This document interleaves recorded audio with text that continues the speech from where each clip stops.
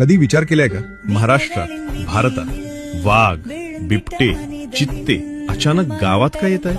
ते हल्ले करत नाही, ते मार्ग शोधत आहेत. कारण जिथे कधी त्यांची आई शिकारीला जायची तिथे आज सिमेंट उभा आहे. जिथे पिल्लं खेळायची तिथे आज महामार्ग आहे. जंगल कमी झालं, घर तुटलं आणि मग आपण म्हणतो हे प्राणी खूप खतरनाक झाले. पण एक प्रश्न स्वतःला विचारा, आपण त्यांच्या घरात गेलो की ते आपल्या ग्रुपरे झाले.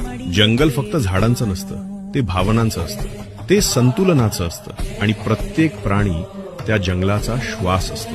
वाघ म्हणजे फक्त ताकद नाही, तो जंगलाचा रक्षक आहे. बिबट्या म्हणजे भीती नाही, तो निसर्गाचा संतुलक आहे. चित्ता म्हणजे वेग नाही, तो पर्यावरणाची आशा आहे. आज सरकार प्रयत्न करतेय, संरक्षित वनक्षेत्र, कॉरिडॉर, रेस्क्यू टीम्स, पुनर्वसन योजना. पण सरकार एकटी पुरेशी नाही, आपणही जबाबदार आहोत. जंगल तोडणं थांबवा.